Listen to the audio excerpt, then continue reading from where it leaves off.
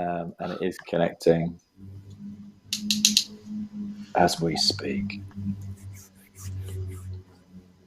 Hey, we are live, everybody. Welcome to Festival of Startups. This is our wrap-up session for day 3. 1 day to come, followed by a bonus day. So looking forward to this.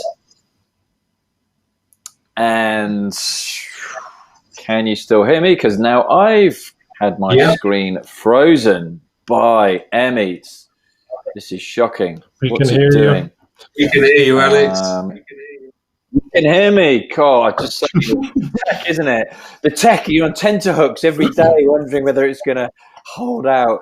But it's working. Okay, good. So I'm on low bandwidth, preserve a little bit of space here. So look, welcome.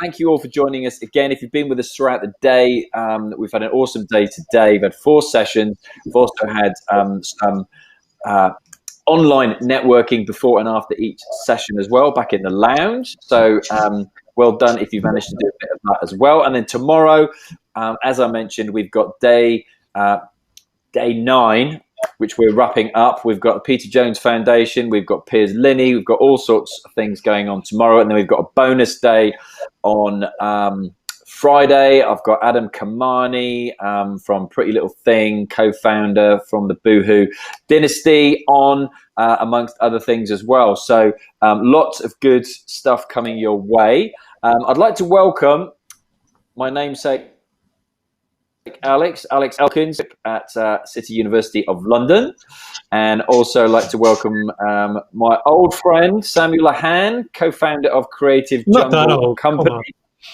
Younger than me, and former colleague at Virgin Startup, where Sam was head of funding. Was that your title? What was you had a few titles. The head of partnerships. Head of partnerships. There you go.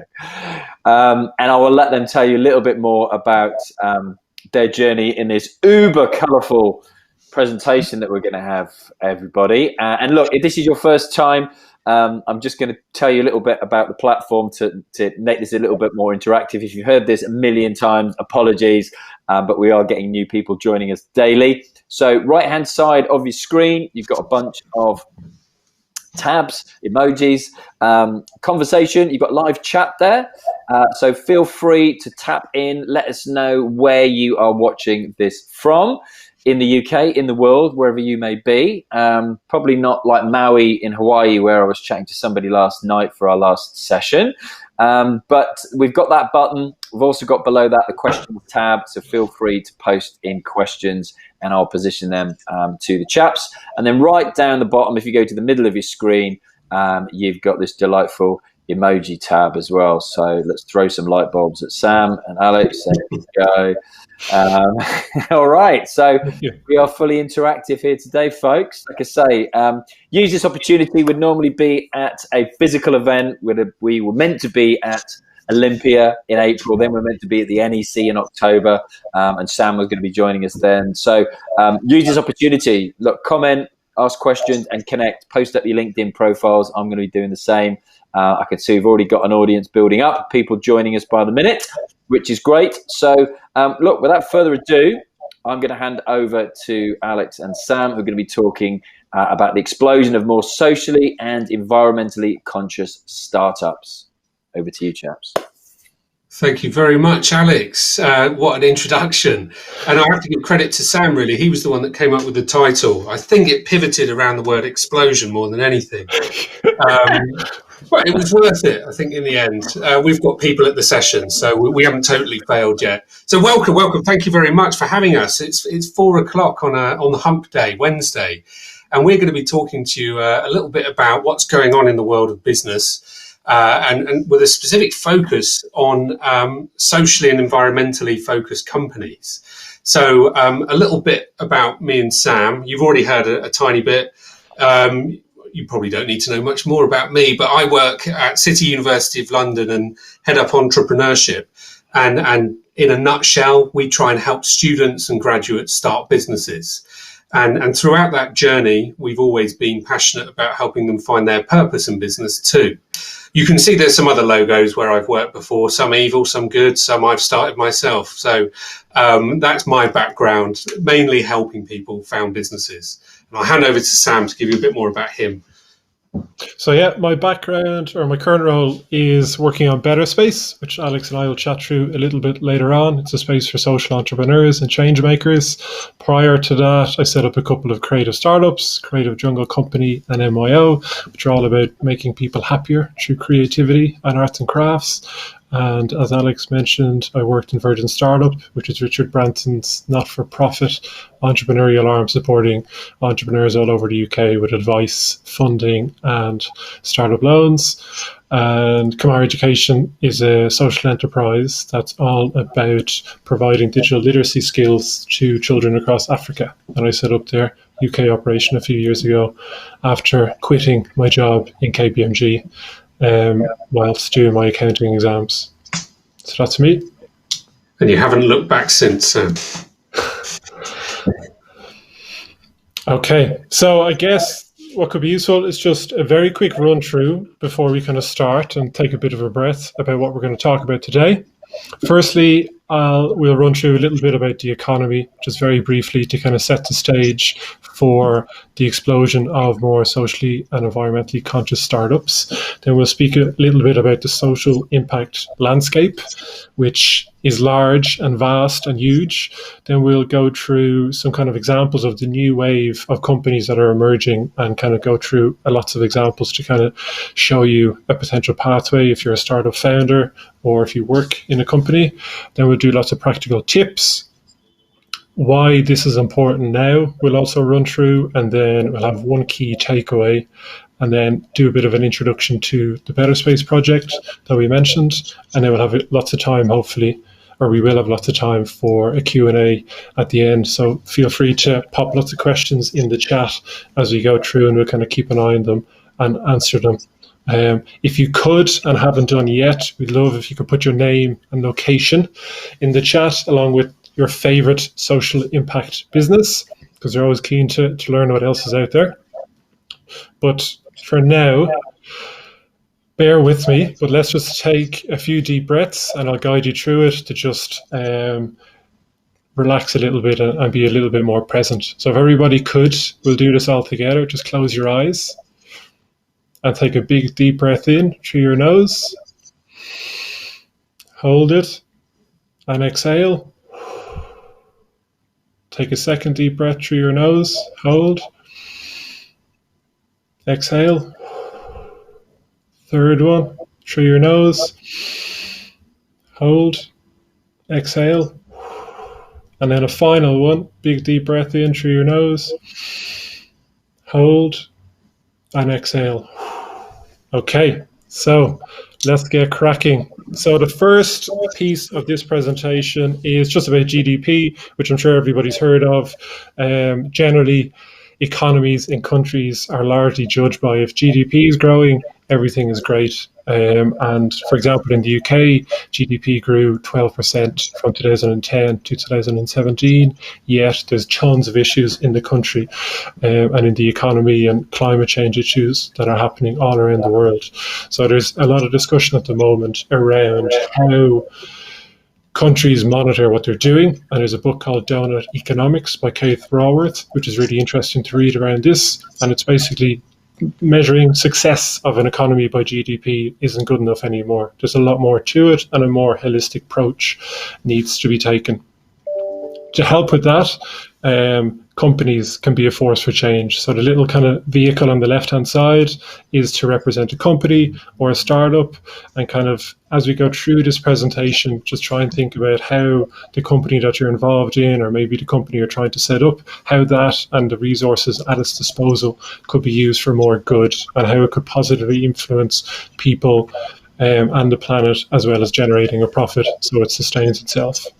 And then just here on the right-hand side, and forgive this kind of slightly corny analogy, but this is just about the power that everybody has, whether it's as a company founder, as a as an employee, as a consumer, to kind of raise the bar for countries all around the world and governments all around the world to kind of be more accountable and have a more positive impact on people and the planet around the world. And then if companies kind of do their job and make that change, and we'll go through lots of examples during the presentation, hopefully governments change from just looking at GDP to looking at things more holistically, and everybody can have a more fulfilling, healthy, and successful lifetime. Okay, so I should say the start of this is a little bit heavy because there's quite a few definitions to run through, but then it gets better and better and better. And Alex steps in on the next slide to kind of wow you.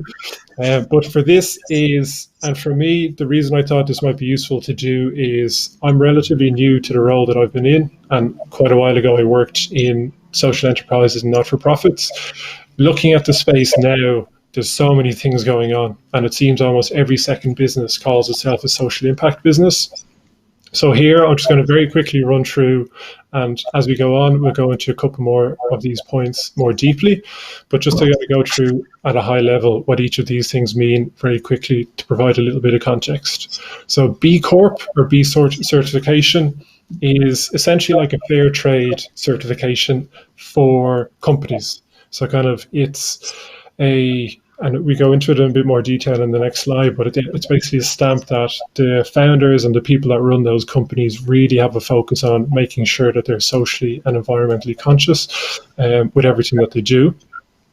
Then we have charities, which are organizations with a specific purpose defined by law. They register with the Charities Commission, and they're exclusively set up for the public benefit. Social enterprises is probably a term that has, if you ask every person what it is, they'll have a different definition for it. But for us, it's once a company focuses on the 3 Ps, which I mentioned already, that are people, planet, and profit, it can consider itself a social enterprise once it gets a good balance between all of those. Then there's a co-op, which is a cooperative. That's an autonomous association of people united voluntarily to meet their common economic, social, and cultural needs and aspirations through a jointly owned enterprise. So it's very lofty, kind of long-winded title, but they're democratically owned. It's kind of a volunteer-run organization where people kind of share insights and try to do good or achieve the objective they set out to achieve. Then there's Tech for Good, which is a movement, and it's around kind of championing companies that are using technology for good all around the world and kind of positively impacting people's lives. Then on the right-hand side, I'd love to see in the comments out of these 1, 2, 3, 4, 5, 6, how many of those people kind of know what they are. First one is SDGs, which is probably the most common one. It stands for Sustainable Development Goals, which we'll discuss a little bit more. There's 17 of them. ECGs, that stands for Economy for the Common Good, and it's kind of a framework, and there's a common good balance sheet that companies can use on the back off the back of that to kind of assess how much of a positive impact they have. Then there's ESGs, which is environmental, social, and corporate governance. You might hear that a lot in the social impact space. Again, it's a bit of a framework, and it's used by investors basically to determine if a company has a good balance between its pursuit of profit, but also its pursuit of social or environmental objectives. CICs, or SICs, are community interest companies. They are, and forgive me for looking at my notes, they're an entity designed for not-for-profit enterprises that want to use their profits and assets for the public good. NFPs stands for not-for-profits, and they basically, rather than any profits they generate, rather than giving those to shareholders, they reinvest them back in the business to make sure they're kind of achieving their positive social and environmental aims.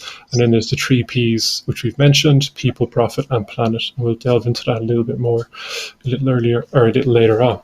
So hopefully you're still with us. So last push is change makers and social entrepreneurs. They're essentially the same thing. It's kind of just founders and people. Generally, you're just trying to make the world a better place. There's lots of kind of different language used around those. Social impact investment we discussed. And then exit to community is basically, it's a movement that started quite recently around trying to figure out for the end of life of a company, or a milestone in a company, which traditionally has been to get bought or to list on a public stock exchange, to see what other options are out there for companies. Could they distribute their assets to the community in a more meaningful way, or is there just other ways of kind of measures of success for companies?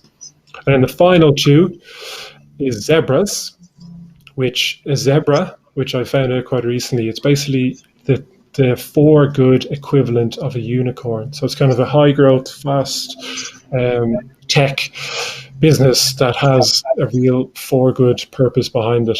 And then Greenpeace, which I'm sure everybody knows, is it's a non-government organization that has environment at its heart.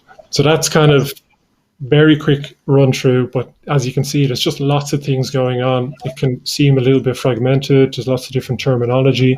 It can get a little bit confusing. So hopefully from now on, things start to become a little bit clearer. And if you have any questions on this, feel free to pop them in the chat.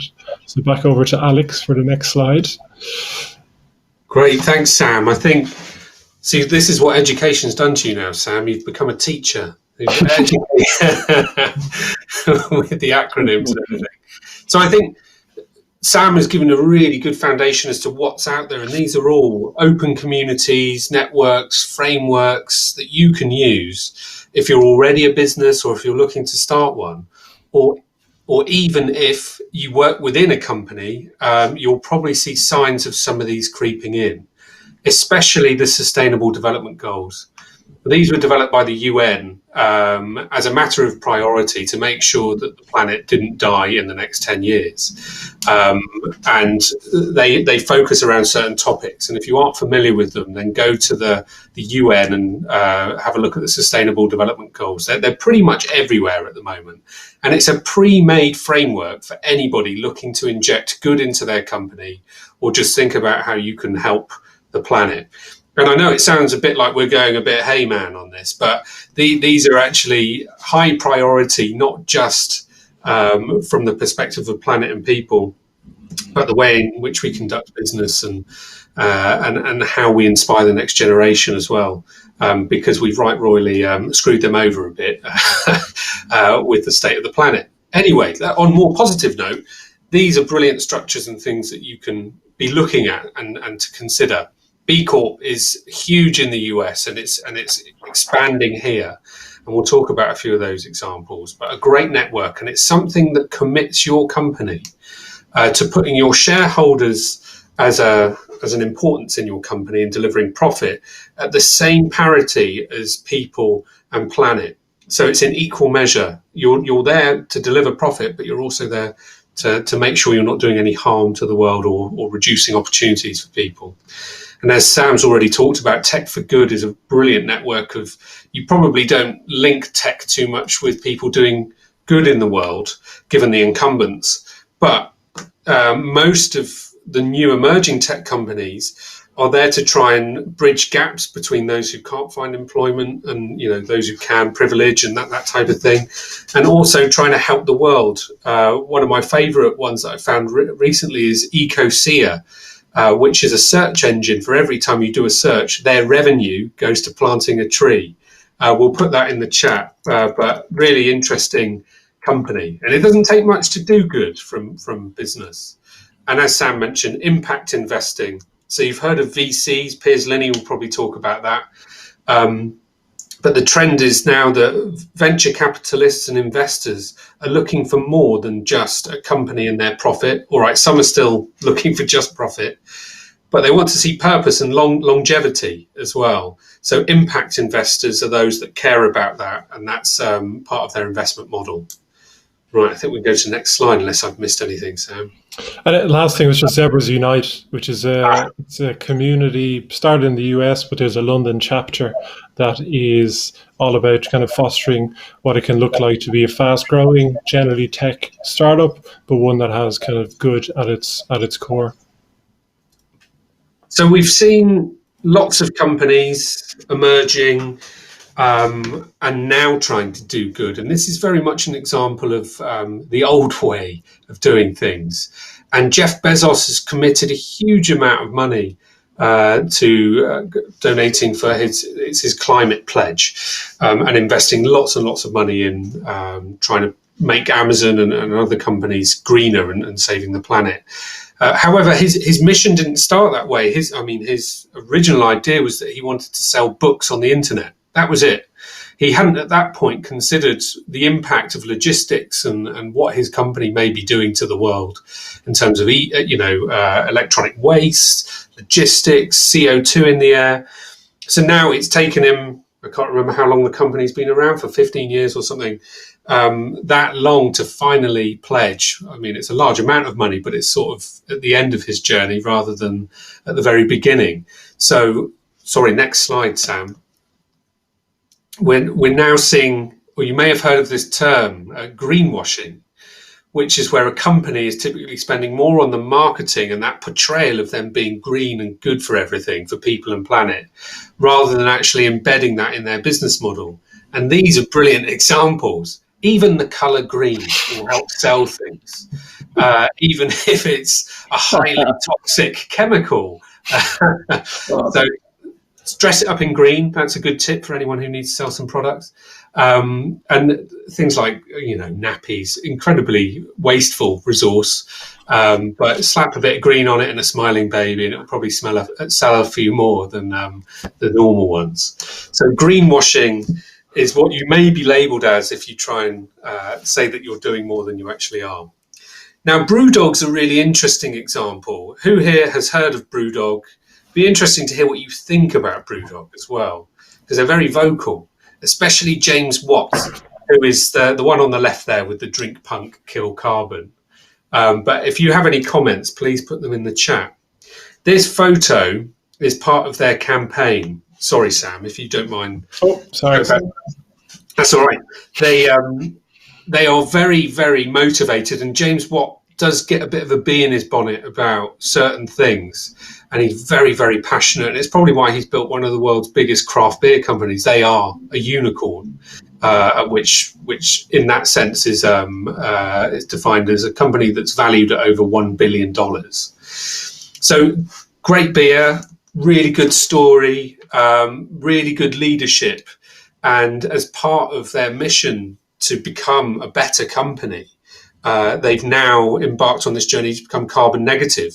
And they've done it. They've actually achieved that through this mass amount of planting trees and looking at their supply chain and understanding exactly where everything comes from, looking at the wages for people within their company, and are they London living, well, they're mainly, their HQ's in Scotland, so is it Scottish living wage or whatever the equivalent is there, to really look at every aspect of their company and go, is this good for people and planet? And obviously they're making a profit too. So this is a really interesting company, and we'll see more of them, especially with their latest campaign, which has caused a bit of a stir. So this was on billboards, I think globally actually, because their market is global. And there you can see it, hopefully, the FUCO2. And this is true to how they do things, really. This was in sort of their strategy to reduce carbon, mainly. But the thing that I like most about this is that he was obviously very angry that this advert had been banned, probably because of the language in it, and it's a bit antagonistic, but it's their way of doing things. But there's a comment here from the regional lead at BP, British Petroleum, who makes a bit of a sarky comment and says, I'm unclear as to why the ASA banned this. Is it the juvenile language or the flaky CO2 negative claim? Ha ha ha.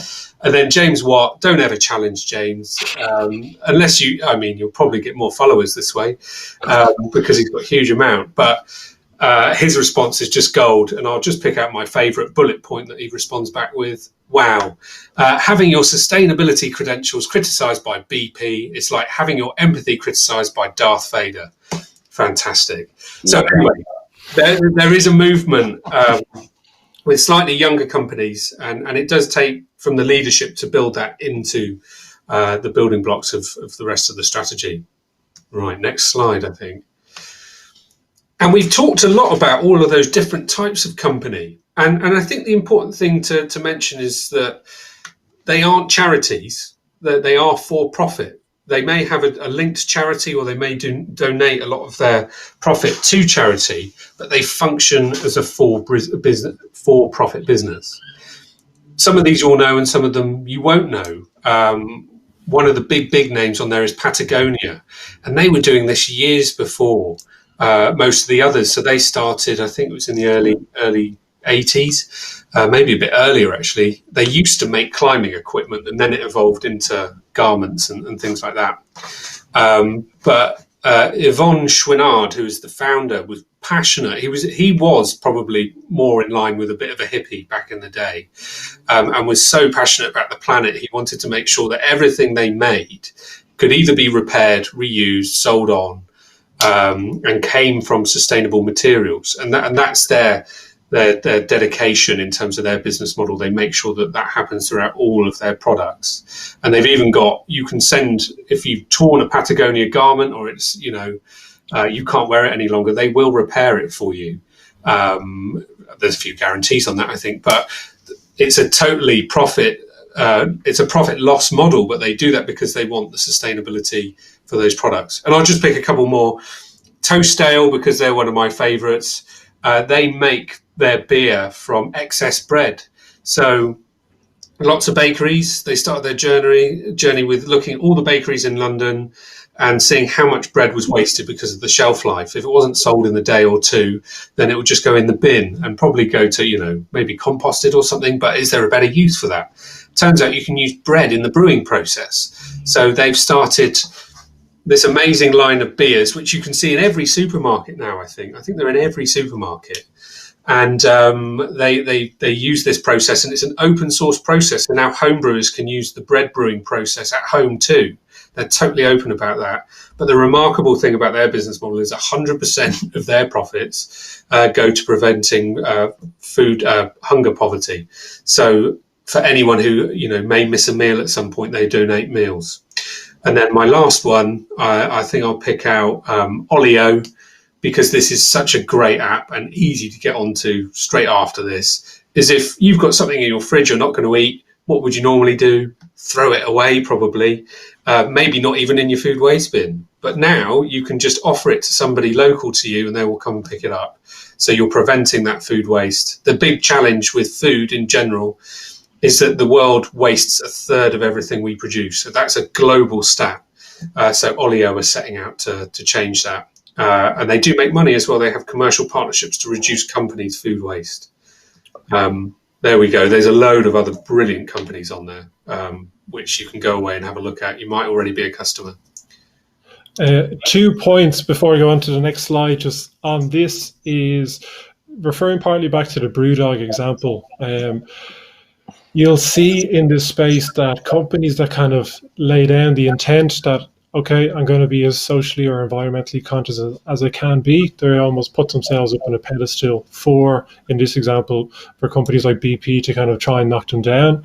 The whole space at the moment is trying to figure out what is the best way to do business. And there's so many different examples from all these companies and hundreds more that are just doing things a bit differently and being a lot more socially and environmentally conscious. So there is that bit of a thing with this, is that you put yourself on a pedestal, but if for no other reason, then it keeps you accountable. It's a positive thing to do and kind of state your intent to be more conscious of these things. So just moving on to the next one, which kind of hopefully neatly brings a lot of this together, is the triple bottom line, or the 3 Ps we referred to earlier, which is people, planet, and profit. So there can be a lot of confusion around what's a social enterprise, what's a social impact business, charities, everything. But a lot of it just boils down to this, is do you have a good balance between people, planet, and profit, particularly in all the key and daily decisions that you make. This is the best framework if you're kind of thinking about setting up a business, or you're in an existing business that's been running for years, is trying to weave more of this thinking into everyday decisions to make sure you've as positive an impact as possible, and it'll help you to do your bit. So in terms of practical tips for what you can do tomorrow or in the next few weeks, so just going back to the company as a vehicle point, A company is an entity that can be a force for good, and you can decide to do more or less good. It's totally up to you, and how much time you want to devote to it. So just think of the company as a vehicle. And once it's not illegal and the company can sustain itself, there's lots that you can do. Have a think about what kind of positive impact you or your team might want to have and the resources that are there at its disposal, whether that's time, money, product, expertise, supply chain, community. The examples we showed, use these in tons of positive ways. A way to do a little bit of an audit on your company is to do the B impact assessment, which is from B Corp. It's quite long. It's about 200 questions, but it kind of gives you a very good sense of where you might be missing things if you want to go down this route. Then research. So we went through at the start structures. There's tons of different structures, charities, not-for-profits, for-profits. Have a look at the structure and see what's worked for you, because each dynamic for an entity is a little bit different. And the same goes with funding. For particular structures, are more appealing for particular funding options. So have a look and do some research on that and see what other initiatives are out there. And then get advice. B Corp is very open. Speaking to leaders in this space, they tend to be very open to give kind of feedback. Charities Commission, if you want to go down that route, or Social Entrepreneurs UK, or Unlimited. There's tons of great organizations out there that are really keen to help foster and have more socially and environmentally conscious, there I said it again, businesses. Be genuine and realistic.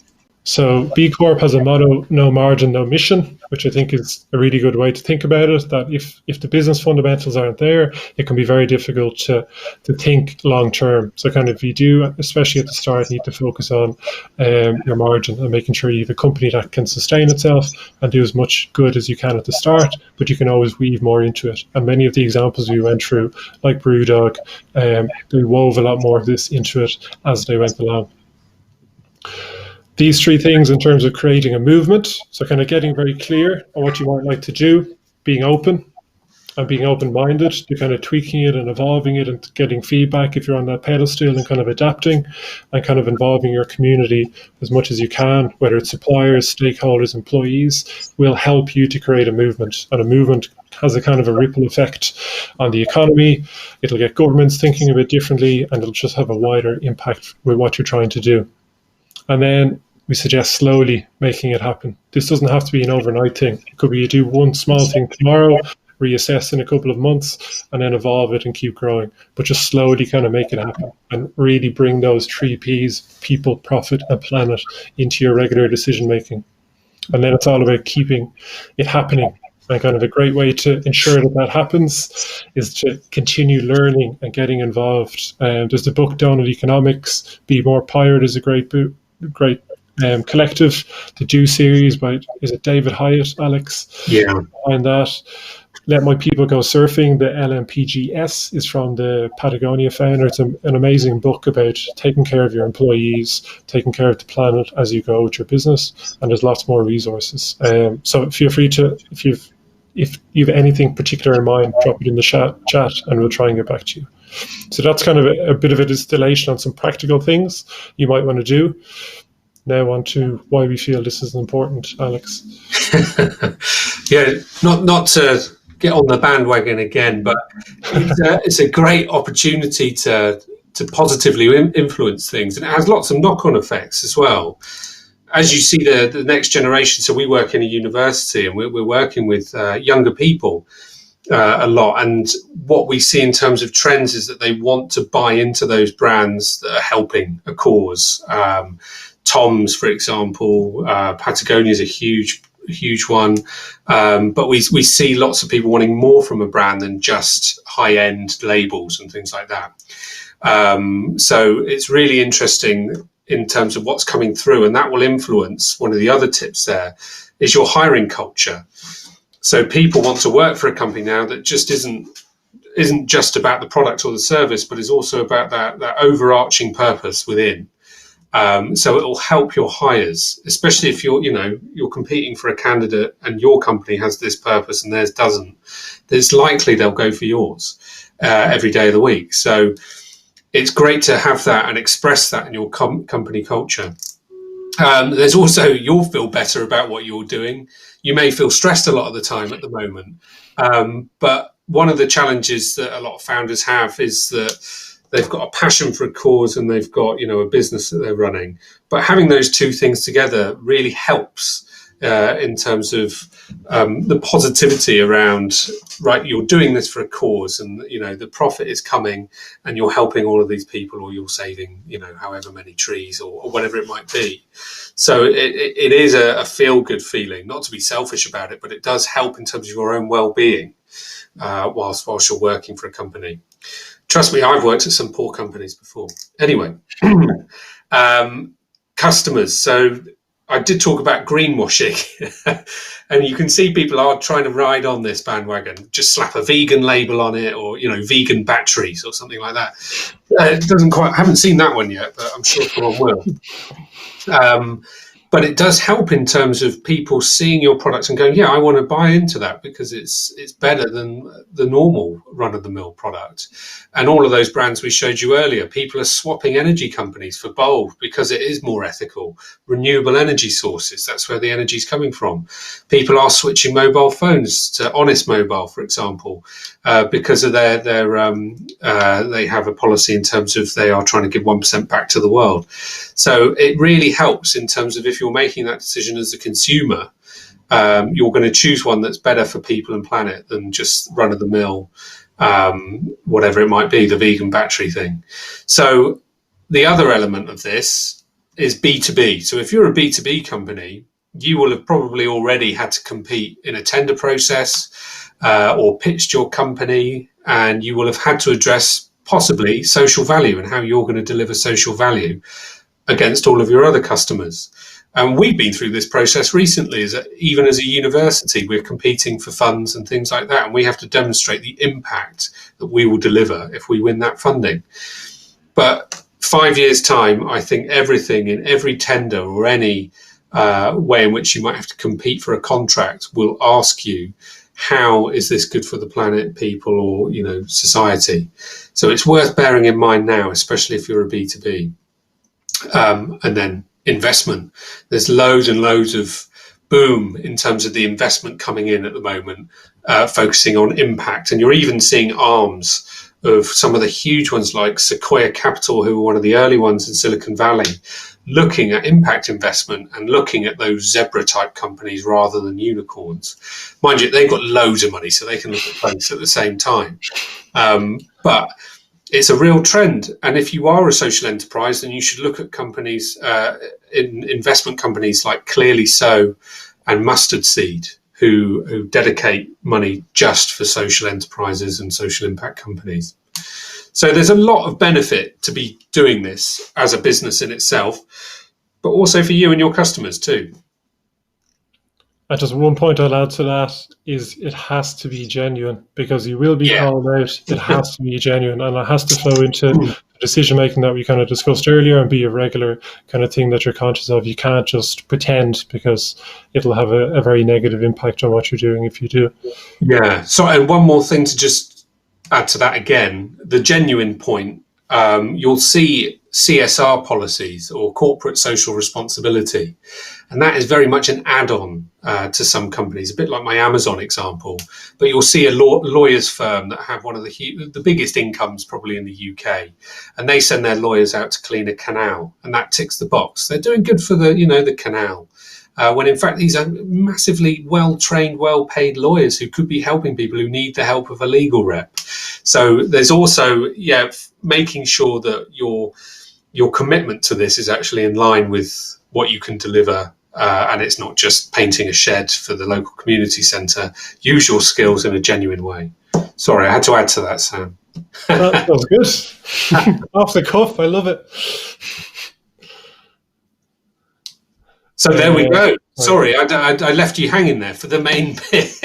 So I think if anything, please just, hopefully we've entertained you in some way and you maybe have learned a bit more about the acronyms that are out there and been bound around. But if you do one thing from today, then please just try and be the change, I think.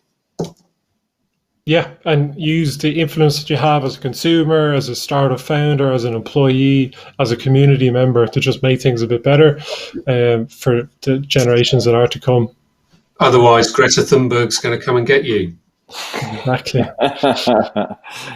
Very good. Thank you both.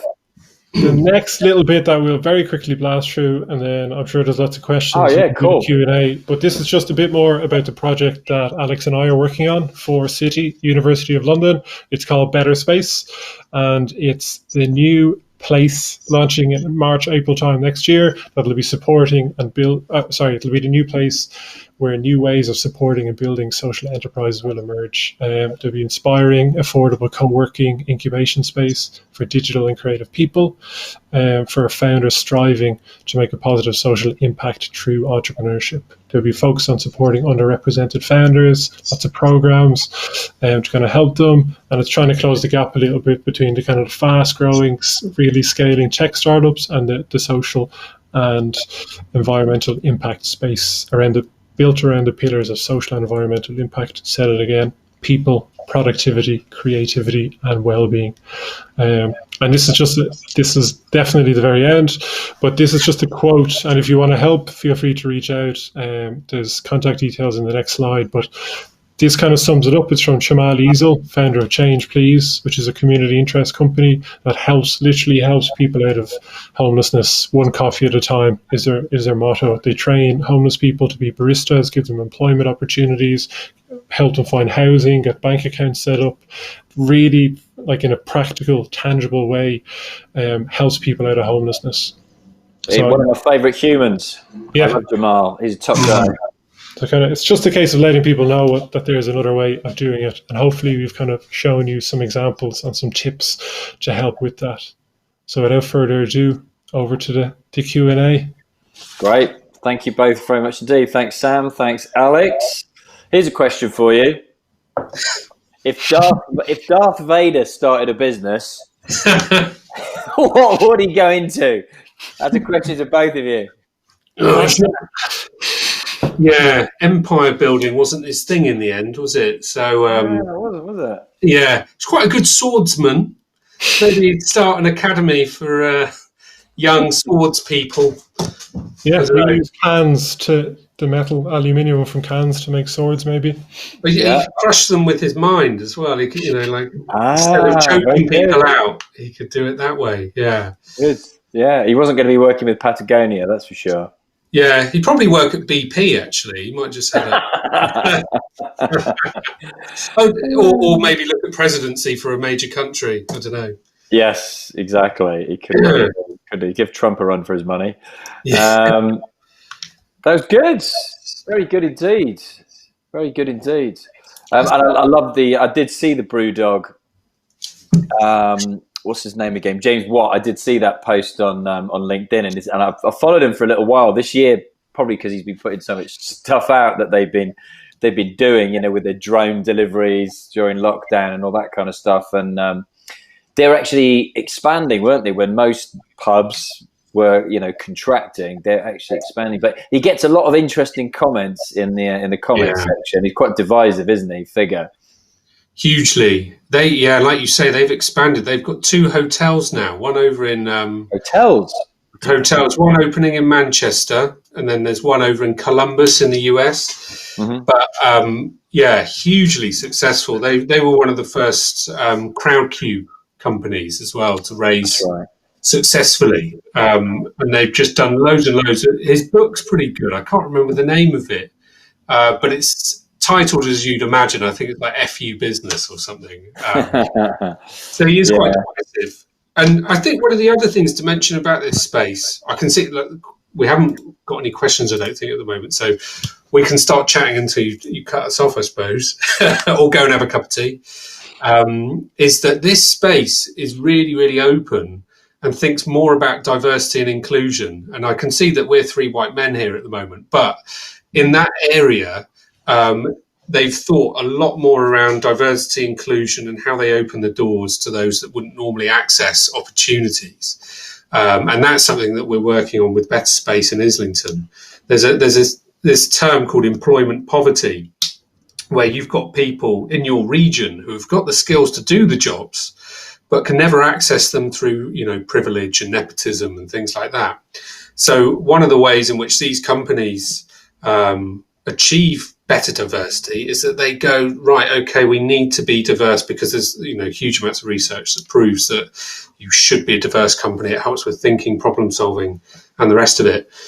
But people don't actually know how to do it. So a lot of social enterprises put it at the heart of their hiring strategy that they will hire this amount of people from these backgrounds and open these opportunities up. So it's a really interesting space, which is paving the way for the future business model, I think. Yeah. Willing, happy to be challenged on that. And I'll field it to James Watt and see what he comes back with. I have asked him a few times to hop on my podcast, but he's yet to reply. Most people reply in the end, so I will get an answer out of him in the end, I'm sure. But I know he's got his own show, so he probably doesn't have time to jump on anybody else's.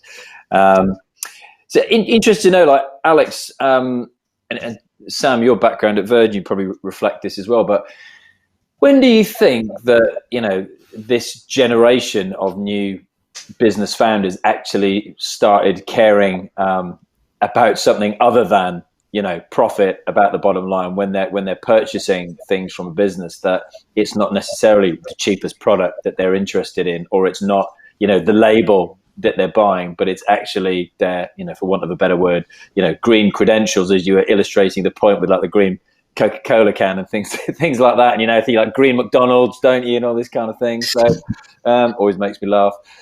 Interested to know both your thoughts, because you both come from different backgrounds in this space. Do you want to go first, Sam? Sure. Yeah.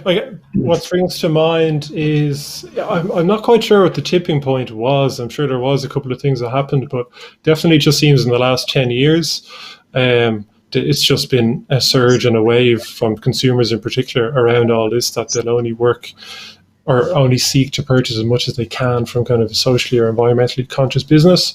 We live with my partner's brother. He was about 22. And he buys secondhand clothes. He's kind of, and that's, I almost wasn't an option for me when I was growing up, as in it just wouldn't pop into my head. Yeah. So I don't know where he's got it from. I must ask him when he gets back.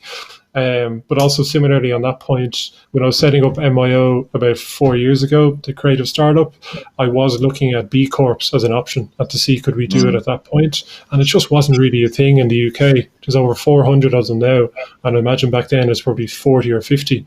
So it's just, I've no idea where it's come from, but just in the last 10 years, it's exploded. And I think in the next 5 years, kind of at the end of 5 years, if you're not doing this consciously, consumers really will be just going, what the hell are you doing? There's no excuse. It feels as if that's kind of, that tipping point is happening very quickly and will come quite soon. I think you're right. And I hadn't heard of what a B Corp was until maybe 3 or 4 years ago, when a mutual friend of ours, Joanna Cruikshanks, turned her company, Bear Collective, into B Corp. And then I was working with Pippa Nutt on something, on a podcast, and then they went through, became B Corp as well. So it's becoming more consciousness. But what do you see from a university standpoint, Alex? Because I guess you're getting people coming in from 18 years and upwards. Yeah, and international as well. So our uni is, of course, we've got about 40% international. So the business school is highly international. And the trend from them is that you can see it in what they're wearing on campus, and, messages on social media. We're really well connected, our department, with our students. And it was almost a message from them saying, this is happening and you need to represent this in some way. So we hosted the Social Enterprise Festival, which was a great way of bringing all of these amazing companies together. And students loved it. They loved the journey and what the mission of the company was. And I think, going back to your point about making that decision as a consumer, where a company's product is slightly more... Oh. He's turned into Darth Vader. Alex is morphed. He's coming back. We've lost his connection. Yeah. I suspect what he was going to say is kind of, it's got to the point where consumers are after an option with two different brands or different products that people will go more for the more environmentally or socially conscious one. Yeah, and then it's an easy call for people, isn't it? Isn't it really? Which way they're going to go? And it's not necessarily the cheapest. Kind of Honest Mobile, I guess, is a good example of that. It's not the cheapest network. It's probably the most expensive one, but it's still growing quite quickly because people are kind of buying into what it does. Yeah, I thought, given that, I come from the airline space, going back a few iterations of my life, and I've thought about this a few times over the last few months. Have you seen it just like decimated? And it's given them, the CEOs of those organizations to think about things. And I thought it'd be really interesting to see how that changes over the next couple of years and what decisions they make. Because again, people have always chosen, traditionally in that industry, they've brought out things like extra legroom, but people will always go for the cheapest product instead of people who said, airplanes where you've got no kids, for example. But people don't vote for that either. They literally go for the cheapest option. And I think Virgin was maybe, stand out from that because not necessarily the cheapest brand, but people like the brand, so they would go with it. And correct me if I'm wrong. You'd probably know a little bit more, Sam, about some of his other companies. But he's always, trying to show his green credentials. Although that must be slightly difficult owning an airline, train company, and now Galactic. As far as I know, I think there's an organization called Virgin Fuels. So they do a lot of work around fuel and trying to make it as economic as possible because, people need to fly. But, they do seem to really try and make it as environmentally conscious or environmentally whatever as they can. Yeah, I just think it's going to be so much more cutthroat as these, airlines try and stand out from the others that are out there when it does come back. And it will come back. People will want to go on holiday. I think business travel will be forever changed. It will be a far smaller market for certainly the short term, but it'll be interesting to see what happens in that space. But also something you mentioned earlier as well, you've got to do it from from a place of meaning and something you really resonate with, because if not, and you probably got a few examples, but you get caught, you get found out if not, don't you? If you're trying to do something and you don't really mean it, you're just doing it for show. People have been caught out, and I'm sure the younger generation even more so will call people out because they're used to growing up with social media, and it's really, we see it all the time, don't you? Literally just tagging a brand in a post to get a reaction straight away, and people just piling in on that. The bar is very high. I think Allbirds, we're going to include Allbirds in the presentation because I think they've come a long way in the last while. But at the start for them, it used to be kind of you purchase one shoe, a set of shoes, and they'd give one to a child in need. And then it kind of started a discussion around that's kind of papering over the cracks. A child in Africa needs more than shoes. They need kind of better healthcare. They need much more of different things, so they started to do a lot more initiatives now to kind of make those things better. So it's been interesting to see how it evolves, because 1 for 1 has been a model, and that was one of the early stage models in this. Is it will supply one to summer, but these companies are being pushed. You have to do more than that, and they are doing more than that in the main, which is really positive. And given your background, again, I know you've kind of explored the funding landscape on many occasions. For those who are watching, and I can see we've got an audience out there that have been quietly watching today and observing what we're talking about. But for those who are, and we've literally covered everything last week. Yesterday we finished up with crowdfunding with the mutual friend of ours, John Auckland, and we've had venture capitals speak. We've had investment directors from Dragon's Den speak. We've got startup loans talking tomorrow as well. Richard Behrman, MD there. What do you know that's out there that's available for those who are looking for investment for their business, who are putting together pitch decks for their business? Because there will be a generation who, again, are going to look at that as who they go with. What are your credentials? Because if they don't tick the boxes that my credentials do, then I don't actually want investment from you. Traditionally, you just grab whatever money's available there when you're a startup, but it's clearly changing, if not changed already.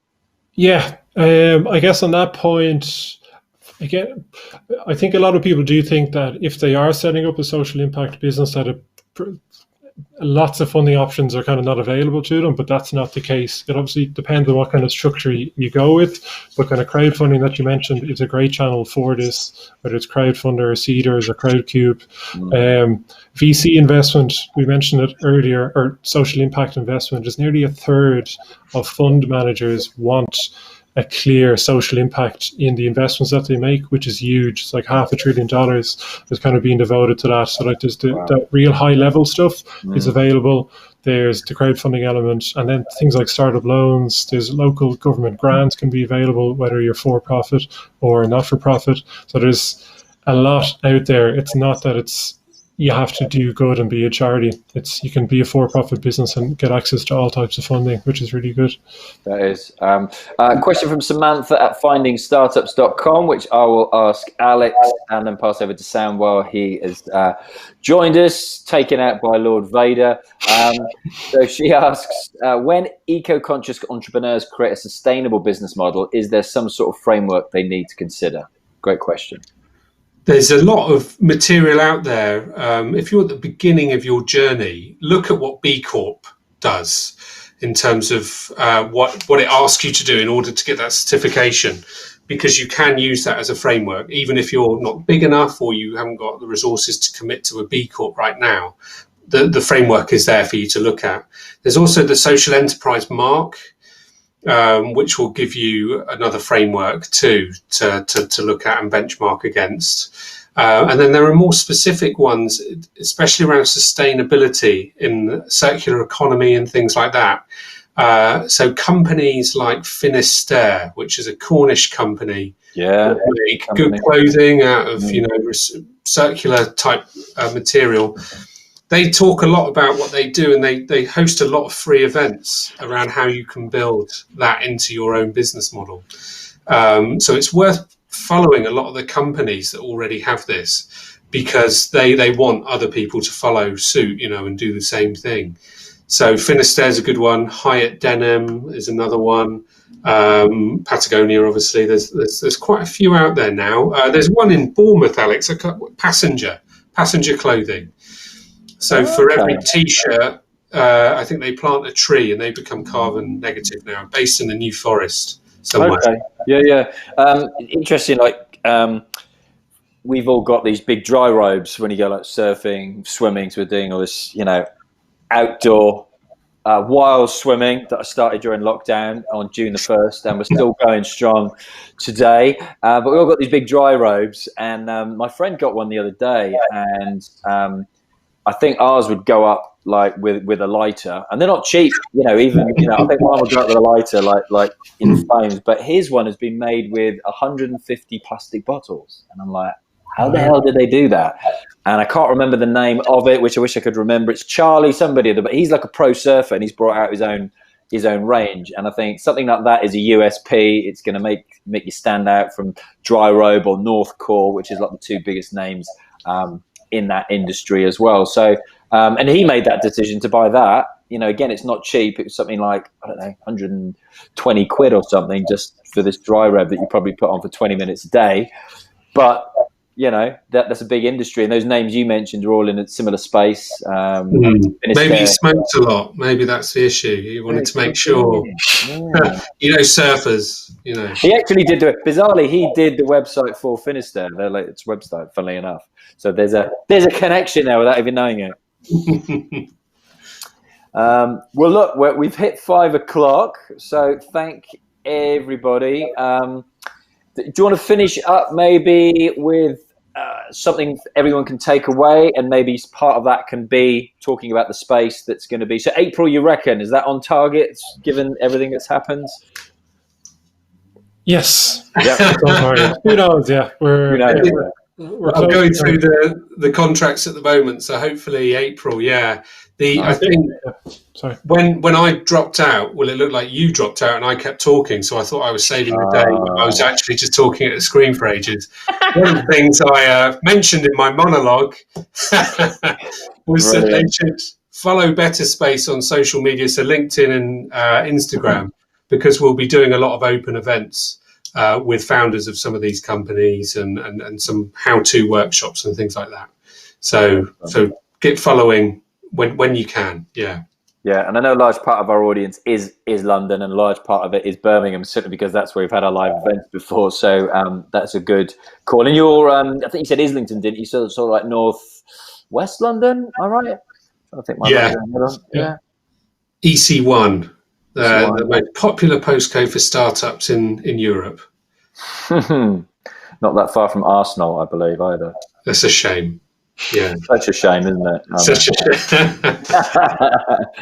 Sam, closing comments. I guess it kind of goes back to be the change. Try and do as little as you can, or as much as you can. It's kind of up to you. We're not here to preach, but I think there's a lot of tools and information out there and examples now, as opposed to 10 years ago, to do this. And why not?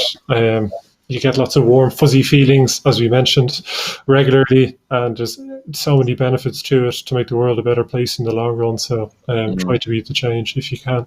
Yeah, and look, I think my takeaway kind of dates back to the first talks we had week back on Monday, which was Rowena Bird from Lush, Anthony Fletcher from Grays, and Lord Billimore from Cobra Beer, and they all just said, start slowly, start organically, have those, huge dreams, but start slowly, one new customer each day. Lush's mission was to have a bunch of shops around the M25.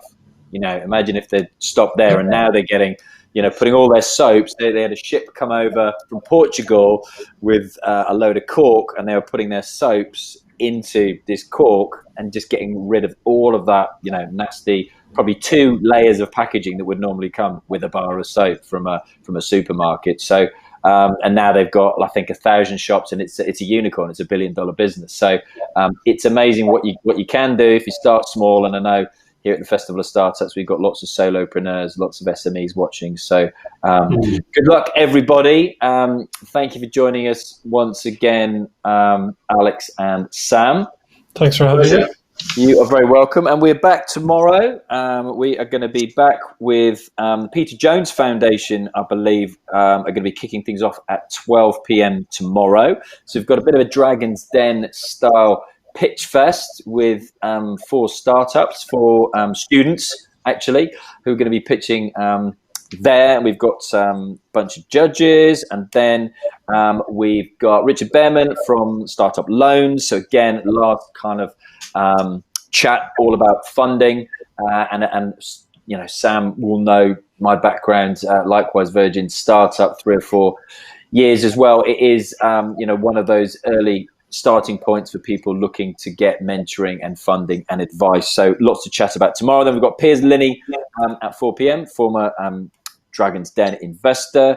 And then we've got William Watkins from Radnor Drinks, 5th richest man in Wales, went from a farmer to pivoting his business and becoming, I could say, 5th richest man in Wales, and a £100 million business. So really interesting story.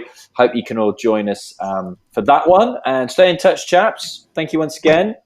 Thanks, Alex. Cheers. Have a great day. Have a good evening. See you soon.